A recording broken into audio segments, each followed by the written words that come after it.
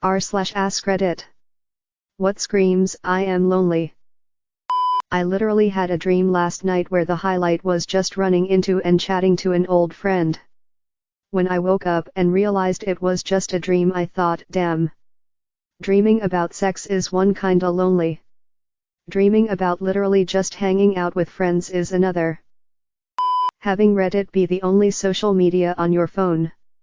Only playing Soulsborne games. Being a twat. Reaching out to people in a way that makes them open up emotionally. By viewing other people's identity and personality, you can believe you helped them through their identification of themselves, which in turn boosts your confidence/mood, implying you needed the boost in the first place. Otherwise, why would you? That when you finally do start getting genuine social interactions, you latch onto whoever provides them so fast you scare them away. Being so inept in social situations and conversational skills that you can't even vent to anybody because you either don't know how or you mess it up. Going on Omegle in the year of our Lord 2019 because at least someone is talking to you, dick out or not, it doesn't matter. Sitting on the porch of your empty 4-bedroom apartment, that was previously filled by friends, at 10:00 p.m. while smoking a bowl, browsing Reddit and listening to Bill Murray. When you just start to cry sometimes and don't know why, or you try to force yourself to go out with girls, friends, etc., but you feel like you're faking a smile the whole time and your best friend can't even tell, so your inside emotional state is a train wreck, but no one who could help you can even tell, and you can't bring yourself to open up to anyone because you are afraid they will think you are a weak man. Staying up late at night on Google searching up the full names of people you know in real life that you wish were your friends to see what shows up. I just bought a frozen pizza and a bottle of whiskey. I am not lonely, but the choice to send those 2 items down the belt alone in public for sure screams I'm lonely. Having meals alone in restaurants/fast food joints. And when you realize your backpack and your headphones are your best friends and companions. Been there, done that. Useless posting on social media. The open-ended questions and the like meant to guilt someone into reaching out and commenting. Following a person around after you finish a conversation with them. I have been called out several times doing this. It's freaking embarrassing. Chill girl, you want it too bad lol.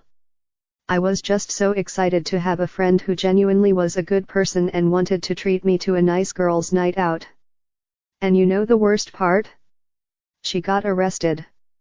Literally, I've watched 2 of my best friends get carried off in a cop car because of bullshit laws and I miss them so bad. Fuck, I hate this.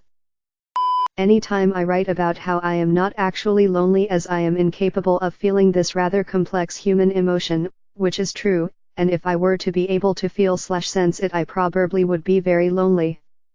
Then again, let me stress it again some more, I am incapable of feeling loneliness even if I can act upon it based on a large database on how someone would react in my situation, with that simulating the emotion for others, their comfort not mine. Setting Tinder from just the opposite sex to both sexes to increase your chances that someone will talk to you. Source, my Tinder experience. Trying to figure out the line between charismatic and overbearing so you can keep friendships long enough to have hope. When you get excited when someone likes you back on a dating app only for it to be a cam model who wants you to pay to see her, but realize that you aren't that desperate so you have to block them. Then get upset that you blocked them. You get clingy to new friends and they leave you for a month, then they come back and you're even more clingy since you haven't talked to them in a month. Then they get mad at you for this and you try your hardest to stop doing this but you can't help yourself. Following the host around at a party, or becoming attached at the hip with the first person who engaged you in conversation because you don't know anyone else and are too awkward to initiate conversations, yourself. Taking the time to write hate comments online. You seriously have nothing better to do than constantly write to someone how much you hate them and knowing they won't give a shit? Your comment is amongst millions. Get a grip. Long got showers because it feels like something around you, a lot of teddies, never wanting to go home when you're out, like 4 spent a solid 2 hours before walking around my city to avoid going home. Hi, I haven't had a partner for 10 years, I know we just met 3.5 days ago, but I love you because you know Warcraft. When do you want to get married? When you don't have much to talk about when it comes to talking with strangers because you spend a lot of time inside watching Netflix, playing video games, or browsing the internet. Listening to emo rock at the back of a train with your hood on while muttering how you're gonna take revenge on the world. For me, it's moments when I'm in public and I start to feel an anxiety attack happen but I don't have anyone to call or text. When your phone vibrating gets you excited because you think someone is finally texting you, but it's actually just a spam email or a battery-charged notification.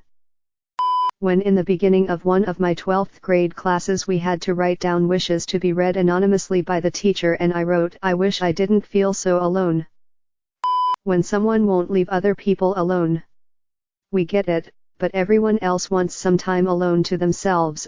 Just because you can't handle a singe minute alone doesn't put other people at fault or give an obligation to spend their time with you. I have been guilty of this. And number X200B. If I spend too much time alone, say living alone, working from home and not really socializing for a few days, I will be the biggest pain in the ass when I do make contact with people. I will not STFU. Chat, chat, chat. Sleeping on the couch because pressing up against the back of the couch kind of feels like someone is snuggling with you. When you're feeling lonely and small you need somebody there to hold you, just call out my name when you're only lonely, oh oh oh oh oh oh. Only lonely. Me, specifically when my wife is too engrossed in her phone, for which I'm a hypocrite as it's usually once I realize she hasn't paid me any random attention after I get bored with my phone. Well, this thread has been cutting a little too close to the bone to me. Hello, fellow lonely people. I would say we could be friends, but I would frankly be too worried I would say or do something too weird for even the other lonely people to tolerate, so let's leave it at hello. They make it a point to point out they have hung out with people / was busy hanging out with someone. Sometimes. I think this signals loneliness more accurately if they do it frequently.